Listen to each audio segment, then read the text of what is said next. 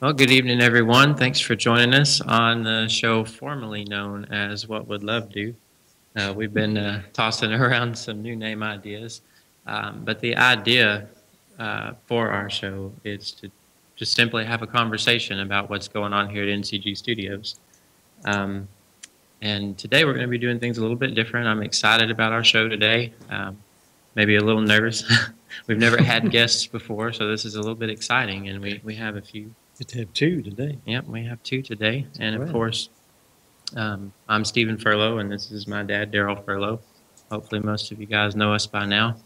But we only have 45 minutes here, and with two guests and the conversations that we've had with them on previous shows, I think it probably won't take very much to fill that 45 minutes. So we're just going to get right to it. And I would like to start by introducing Dennis, and I don't want to mispronounce your last name, Dennis Schous. Yes. And he's from the Netherlands. Welcome to our show, Dennis. Welcome. Hi. What I basically want to do, if I can, ask you to just give us a little bit of background on yourself. Hopefully within just 4 or 5 minutes. Like I said, it's going to be a short show. Just tell us a little bit about yourself, what attracted you to religion, and then what kind of attracted you to us from that standpoint. So could you do that for us? Yeah, sure. Well, what attracted me to religion, it started when I was actually on the basic school here around in the Netherlands. I was very young, and I met a guy there, and he first told me about Jesus and stuff like that. And I was really attracted to this kind of stuff, and so I actually became a traditional Christian person, like traditional Christianity first. I grown up with a lot of theologies, like the Pentecostal and stuff, fanatic stuff. And finally, when I came to the point that I found out the videos about the New Covenant group, and it was for me like, what kind of stuff is this? This is actually very new, because Dr. Jones was teaching stuff that I never heard before, or even I was thinking, maybe is it even a good teaching or something like that? I was a little bit afraid that maybe it was false or something like that. So, yeah, that was just for me a whole new mind changer to be involved in the New Covenant group, and really helped me to move forward and to get out of religion. Actually, to really stand for love and not churchy stuff anymore. And yeah. Well, that's awesome. We're having just a little bit of difficulty, I think, making out some of what you're saying, but that's okay. I think I got the gist of it. But it's very good to have you with us, and so I'm just going to kind of keep it going because, like I said, we're short of time. But we're going to go to BJ Saylor now, and I'm sorry, I don't really know where you're from, so I'll let you tell us that. I'd like to ask you this. I like to remain a little bit anonymous. No, actually, I live in Tennessee, in a very small town just south of Nashville, but I'm originally from the Appalachian Mountains in East Kentucky. I've lived in this part of Tennessee for about 12 years now, and my religious background is not too dissimilar from Dennis. I, as a child, was in the Holiness Pentecostal Church, and then I went through several other denominations until I moved down here and basically was mostly involved in either the charismatic movement or independent and Southern Baptist affiliation. So that's just my background in a nutshell. Even though it's more extensive than that, that's the predominance of it. Well, I've got a question. I think Stephen asked this, but we probably asked too many things at one time. So I'll ask, and either one of you, whichever wants to respond first. First of all, how did you come across New Covenant Group? And then secondly, what attracted you to it? You want to take that, Dennis, or should I? Well, I go first if you like. Sure, go ahead. Well, what attracted me to the New Covenant group?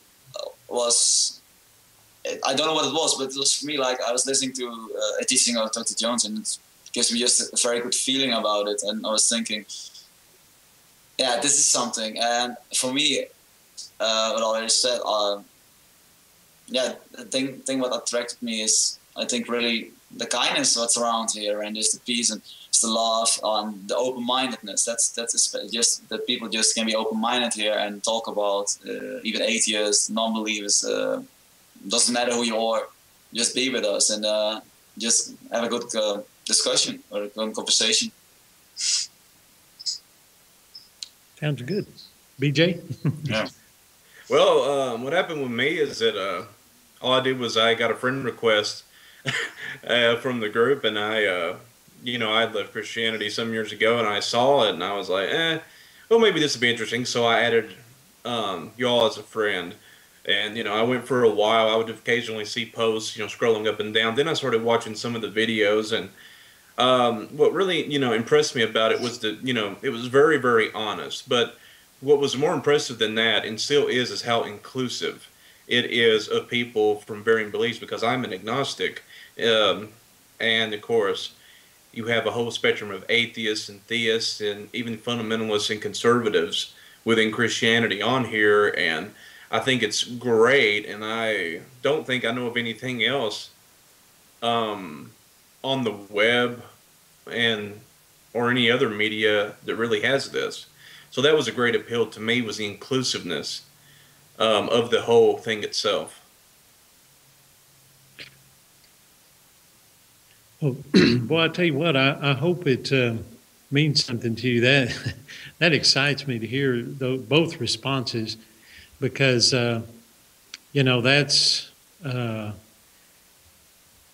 what we want to be about. Let me just put it that way. I mean, that's the things that we enjoy among ourselves, and that we find these days to be most significant. And I guess the key word that I heard was inclusive. I love that fact. And BJ, to be honest with you, I didn't even really know what your position was, and I guess it doesn't matter to me. I mean, I wasn't concerned about that. And as one who has been, wrapped up in the idea of modern Christianity for many years, to be able to say that, it's a thrill to me, because, I realize now, I mean, I'm talking to a couple of my brothers, and I know that just because of what I realize. I mean, we're all in this together. We're all included. And to me, that's the biggest thing that the New Covenant group actually represents. But to hear, and Dennis, I could understand you a little better. I guess maybe we're tuning in here. Mm-hmm. It's really neat to know somebody from the Netherlands in the first place. I saw you once before when you were on the show, but I picked up on the term kindness and openness, and I think that's a wonderful thing, and it's so good just to get to know people who are interested in that, and so glad that you've become involved with the group, and we just look forward to getting to know each of you better. Yeah. You're welcome. Go ahead. Sorry, was my turn to say something, or? No, I thought somebody had started to say something. I'm sorry, I didn't want to interrupt. I have no idea where it's going either. I'm just kind of, just feeling it out. So, do whatever. Sure. Yeah, we don't have a major agenda here. We just wanted to kind of get to know you guys. But what excites me about this is, like my dad already stated, this was the goal of what Dr. Jones has put together here, and it's just one large conversation. There's no set value or morals that someone has to have to come on the show. They're just able to come and express themselves where they are, and the main thing is to be respectful. And it encourages me to see that is what's being accomplished here, and how far-reaching that this is going to the Netherlands, and someone in Tennessee. It's just very enjoyable to me to see how this is working and how it's coming together. Well, if I understood each of you, it seems like both of you have stated that you kind of have a variety of experience when it comes to your involvement in church, religion, if you will. Oh But yes, very one much that so. I think that I heard from both of you, well, there's some Pentecostal experience. Is that correct? Oh That's correct. yes, Yes. plenty to go around. I think y'all both spoke at the same time. BJ Yeah, first, okay? actually. Okay, good. Sorry about that, but yeah, there is. We were probably saying the same thing actually. Yes, I have had enough experiences to go around. I've had enough experiences to last several lifetimes, and probably enough to reincarnate into a couple more. I hear that. I can definitely identify with that. What about you, Dennis? Well, for me, it was the experience that I had in the Pentecostal church was actually in this movement. It was a lot of, like Joost put it also, it's a lot of theater, and you see actually, they made stuff up actually. In that day, I believed it, but if I look at now from the viewpoint where I stand now, I'm thinking to myself, there are sometimes logic reasons why people acting so strange or doing things like that. And I'm glad that I left it, because what really bothered me was things like teaching about spiritual warfare. It really made me depressed and something like that. Finally, because you never win. It's always battling, and this is not your home, blah blah blah, and you have to fight in the name, stuff like that. And it can you make really sick feeling inside, giving you the feeling that you're never good enough. And that's also a very beautiful point about the new governance group. They give you a feeling that you're good enough with your beliefs, with your opinions, with your thoughts. And that's amazing. Yeah. Dennis, I had a question for you. How long ago was it that I guess you could say you began your journey in coming out of religion? I've left church, I think, now for 8 months, I think, yes. Actually, that I left whole Christianity, that I really followed actually in the new governance group. I think so. 8 months ago that I left it. So. 8 months. I don't know how to word this question.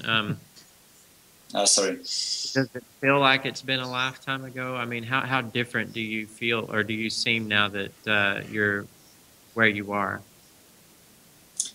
Well, the difference right now is that I am more open-minded. And back then I was really fundamental in the way that, it's like things like, this is what it says, so it must be this way. And other opinions wasn't even welcome. I was really like, this is the truth. And now I'm just more open-minded to become to other people too. And that's what I'm growing into. But the reason I asked that question is it really does amaze me at how far you've come in such a short period of time. I know, speaking from my personal experience, it didn't happen that fast for me. It's been a long process of several years in really coming to terms with where we are today. I'm amazed at how fast you've moved along. Yeah, it's encouraging. Yeah, well, thank you, because I think that there is something, but people getting stuck just for one reason. I think it's fear, because when there is fear, it takes really time to move forward, because you need is to get rid of the fears. The church has been taught you to be open-minded, without a feeling of judgment or something like that. And someone is faster than the other. It's okay, but we all on a journey, I think. So. Well, BJ, I'd like to ask you the same question. I'm just trying to get to know both of you a little bit this evening. How long have you been in your current position? About a few years now. I left permanently, I'm going to say, right around the mid to late 2009. And of course, there was a lot of things motivating that decision, a lot of funny stories I could tell as well, but... Hey, go for it. Do what? I said, go for it. It was mostly in addition to just a lot of things that was going on and a lot of personal crises and all those other things, there was just so much absurdity in it that was going on. Good. They were. I was going through all this stuff. I heard Dr. Jones wanted me to try to get some of my voices in, so let's see what I can do. I would hear all this stuff about, the power of God is coming to you, and it was like, and it was just, all this type of stuff that I had grown up with, but it was just kind of like, and it was, I just eventually started doing it myself, and I still do, and for fun. And it was just so much, and every time I tried to ask a question that was anything outside the box, it was immediately met, oh, brother, you might be going to the dark side. And, I had to, I'm actually holding back a lot more, but there was just so much that led me to go away from that. And I've actually lost a lot of friends as a result of it, and it's not very easy, as anyone could imagine. Especially, when you're as outspoken and cynical, and I make fun of just about everything, and I have really no mercy when it comes to that. So it's kind of my own making, but it's just a very complex lasagna onion type of issue with so many layers and dimensions and things and factors that went to it. It wasn't just an easy breakaway decision. This is something that has been a very gradual, painful type of process that has been going on, like I said, these last, 3 to 4 years. And I don't expect everybody who wants to get out of that to get out of that, because it's not easy. It's something that if you are not somewhat grounded or solid in any identity of who you are, it could destroy you, and it could end up being more entrapped by the whole thing itself than what you were before, no matter how much you crave the liberty and the freedom that would come otherwise. Yeah, you're absolutely right.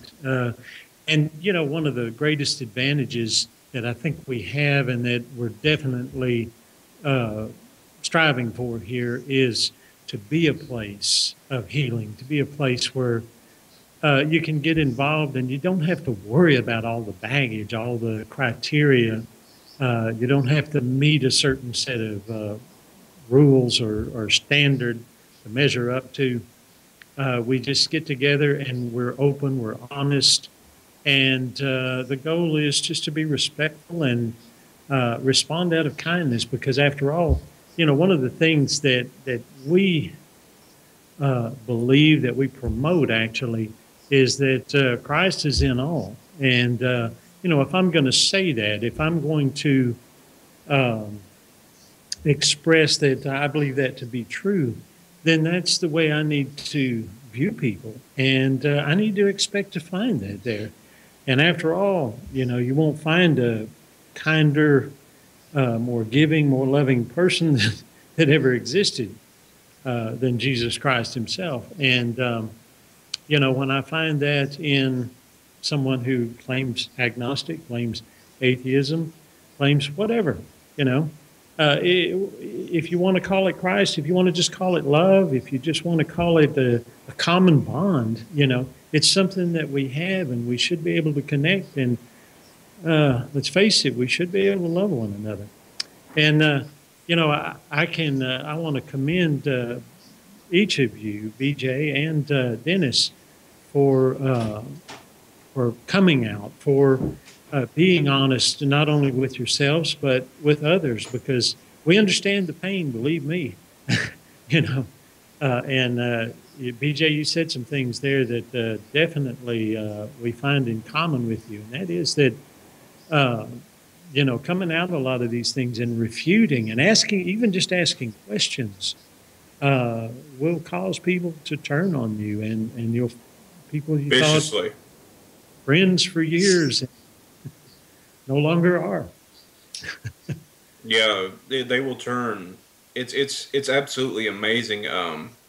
They will turn on you like rabid dogs. They Times. The thing is, I would not even attack their beliefs. I would just simply ask the questions, and I don't know if it was fear or some type of intimidation, but either way, I mean, it's the problem I think it is, and this is just my observation and much thought and reflection over 20 years, I guess, of being involved in it basically my whole life, is that the beliefs are pounded into their little heads so consistently and so absolutely and so thoroughly that those belief systems become so much a part of who they are that whenever you question their belief systems in their mind or perception, you are immediately questioning their own identity. And when it comes to protecting their own identity or their own false sense of security that pertains to that, it would be irrational to expect any other reaction, as I come to find out, when you go after something so core and fundamental that they assume their whole identity with. Yeah, absolutely. Dennis, have you found that to be the same experience that you've had with friends and people that? Yes, a little bit. It was like for me when I really when I left church. I'm gonna start posting to my Facebook wall. Actually, I have some church people who just deleted me just because of what I stand for now. Just in a way.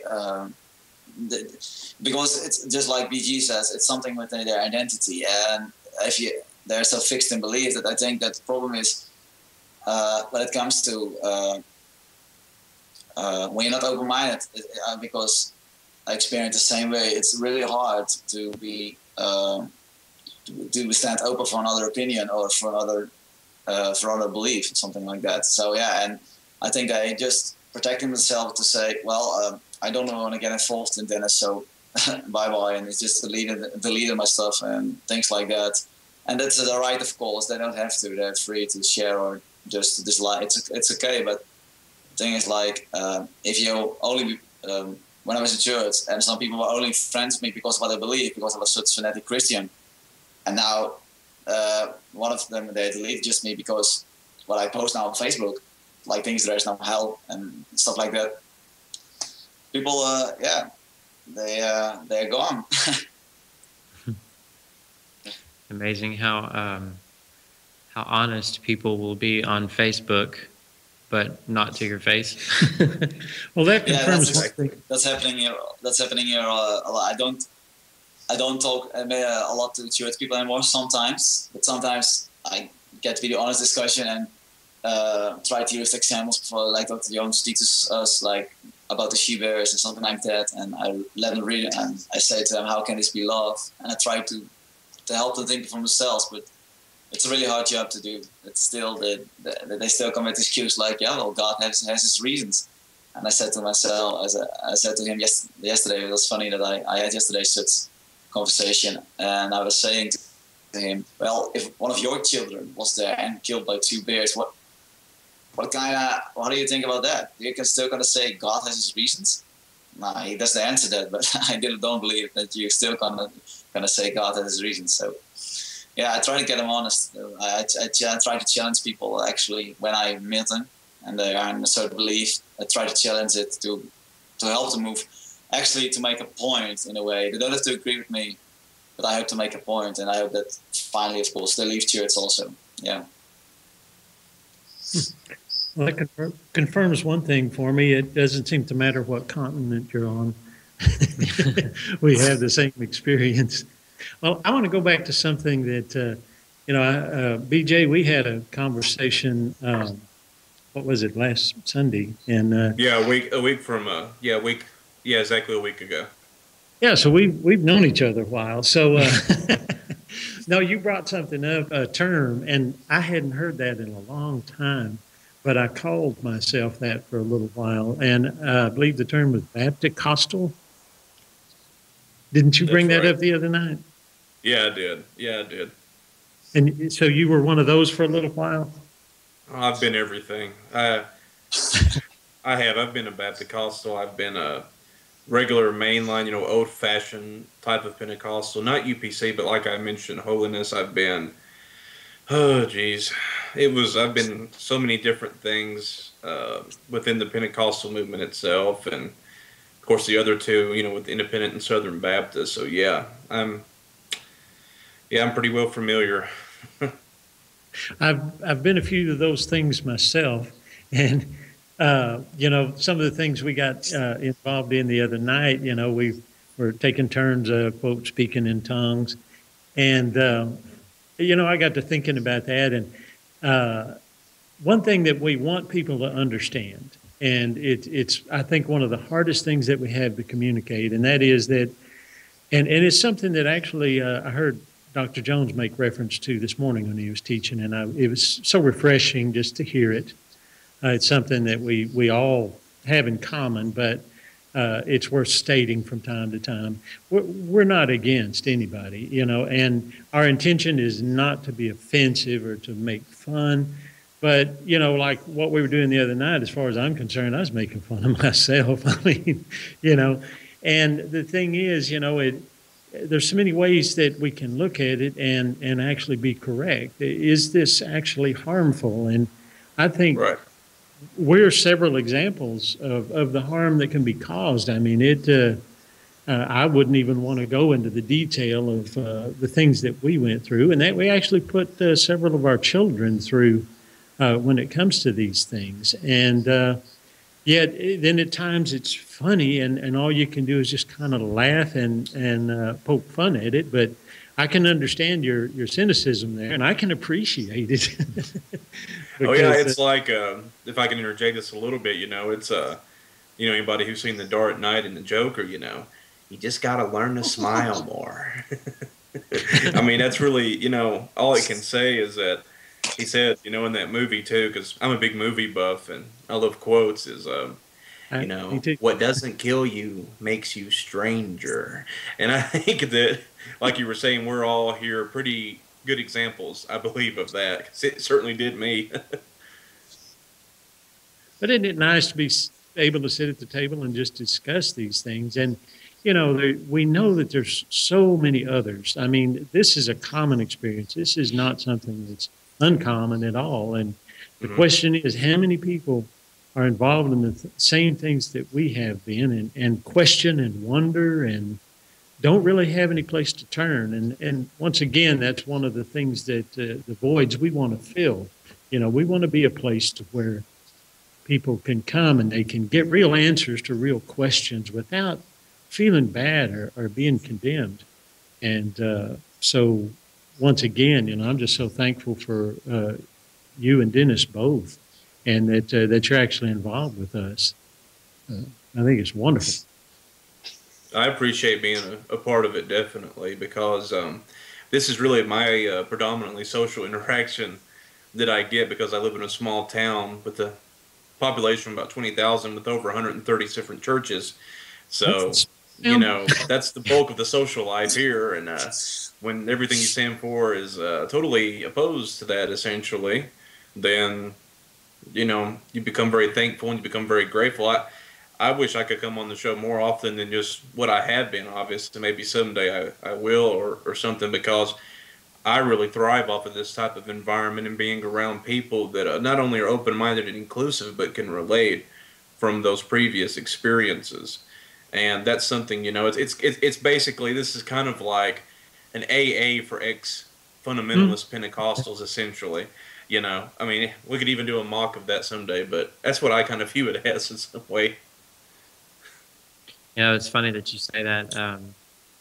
I feel the exact same way, and we'll definitely. I'd love to have you back on our show, but just to be able to relate with somebody that's experienced the things that we have and has come out of that, because it's difficult to have any type of relationship or conversation with people that are still so wrapped up in some of those things, and Possible.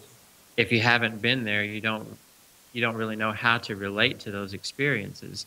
So this for me is pretty awesome as well. I still have a lot of friends and family that are wrapped up that really don't have much to do with me because of the differences.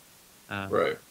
you And know, the thing is, what's sad about that, unfortunately, is that if you try to have a rational discussion, depending on how far they've advanced in their cancer, or I'm sorry, well, I consider it an illness or a disease, so something akin to cancer.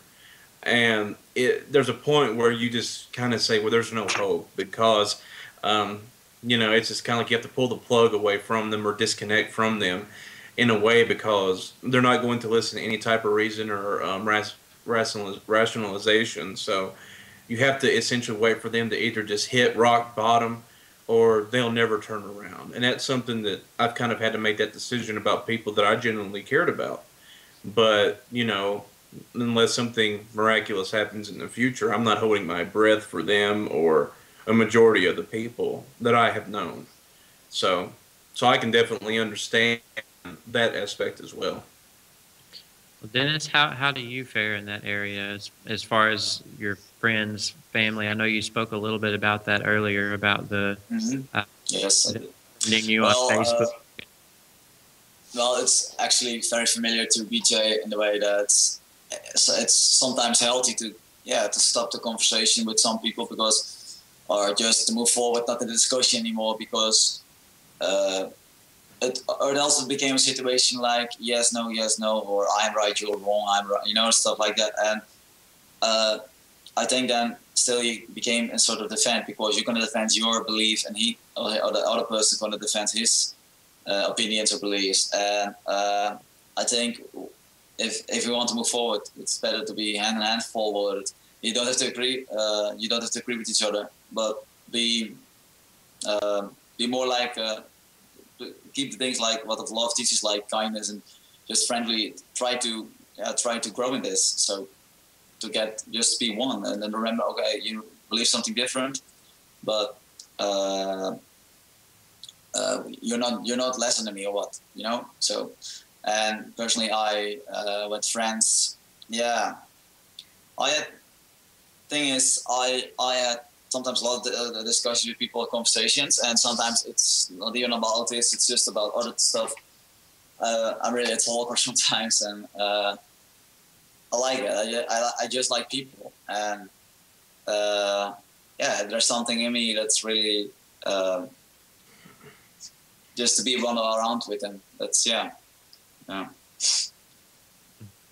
That's awesome. It's awesome to have that attitude and the heart for people. You really just want to see people come out of the mess that they're in. And I don't know if either one of you caught the show that Dr. Jones did this morning, but just as much as the cross is even promoted, and as much as we've promoted in the past, sad to say, that was a state of torture for many people. Yes.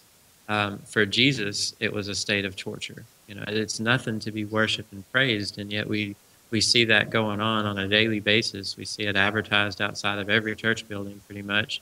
People wear them around their necks. I mean, it's just, and what it used to represent for me, and still does, and to an extent, was just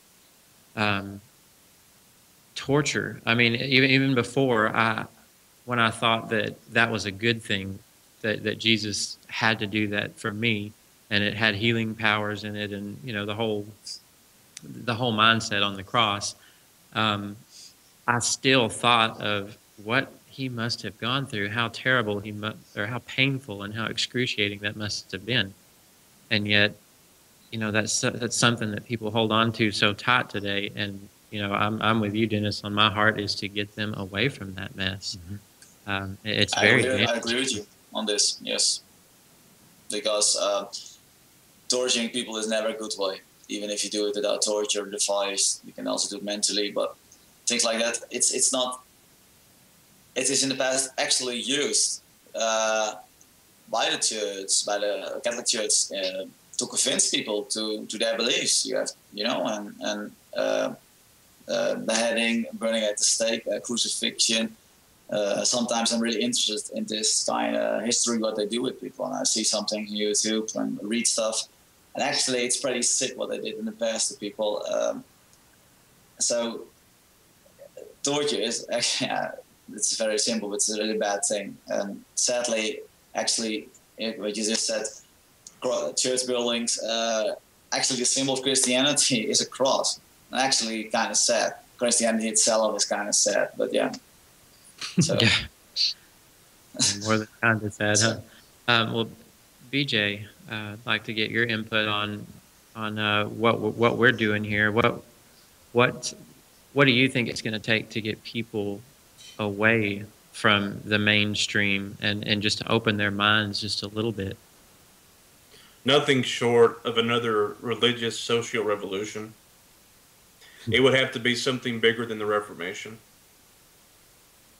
Yeah, I believe. And it's going to be something that is going to have to follow, I believe, on the same model as Gandhi or Martin Luther King Jr. or what Leo Tolstoy to some degree tried to obtain. But as far as an individual one-on-one basis, the best you can really hope for is to get the person to be more transparent and honest, and to let them know that any information about their lives that they share with you is kept with like HIPAA guideline confidentiality, even if it's just among friends, and that have that established trust to where people can be, mentally or psychologically naked and nude before you, and to allow all of the junk and all of the good stuff even, and just the ugliest as well, to be known and to be fully accepted for that without any type of judgment is a lot harder than what most people would think to do, but yet it is the most essential in my experience. That's the most you could hope for. But in my case, what caused me to get out and change was it took despair, pain, and agony on a scale that I never experienced before in my life. Essentially, almost trauma. So I believe ultimately it's going to have to be an individual decision. That's going to be, you are either going to continue this path or not. And I believe most people, because of the mind control that persists by so many of the pastors and all these pseudo-faux type gurus that exist within Christianity and in the mainstream that write a bunch of books and market themselves very well, like a lot of the more prominent ones do, until you get that outward messiah guru mentality out of the people and have them turn within. And this is just me talking, it may not line up, but until you get them to be basically individualistic and self-identifying without the need for some external affirming and dependent source, will you be able to get them to awaken. And it may take an individual to lead that, like it has in the past with Martin Luther or Gandhi or whoever else that I mentioned before. But I am hoping, though I may be entirely unrealistic, that this next movement will be more of a collective type of awareness to that fact, that people will be individual and autonomous. And that's the only real hope I see in the foreseeable future. But, of course, where I live is pretty limiting in my vision, and I haven't been across the world, and I've been to several places across this country, so my horizon is not as broad as it should be to make a full estimation. But I do stand by the core essences. It will take another revolution within Christianity or religion just in general for it to happen. I agree, and we can relate to the small town atmosphere. I believe the town we live in is probably about half the size as the one you live in. Where I'm from is about, the whole county is 2,000 to 3,000, I think. So I can understand small towns. I really do. Coal mining, tobacco, all that good stuff. Yeah. Well, we're mainly trees here. We live in a town of about it's shrunk from 8,200 to about 7,700. So we can identify with the smallness of it. But all the things that you were saying, it thrills me to hear these things. I don't think I could agree more. And I think really the world is ripe for just what you're talking about. There's been so much control and so much abuse. And I think most of the people on this planet carry around some kind of baggage or another. and it prevents us from really being who we actually are.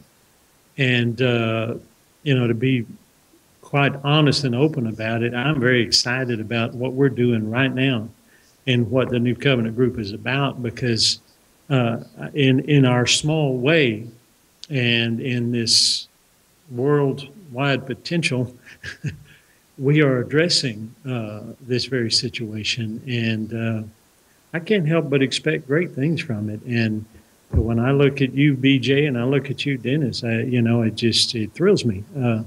People I never would have expected to even meet, and here we are having a wonderful conversation. Yeah. It's beautiful that one step by step, people actually are waking up. More people are thinking for themselves. If you see some Facebook pages that are just created, just people can join, communicate with the same thoughts about actually freedom, about real freedom, without abuse, without things like that, without oppression. But just that they can move forward actually, and to get rid of the baggage, it takes a step to, first of all, to make the step to say, okay, I gonna stand up and I gonna actually on a journey in a way that I don't want to be a sort kind of sheep that's following some leader only that says thing and things like that. But how shall I say? It's more like, actually, I think everyone has this example, like I have to, but I was more referring to that people not being abused by somebody who is actually manipulating and actually saying things like, but actually it is all other way.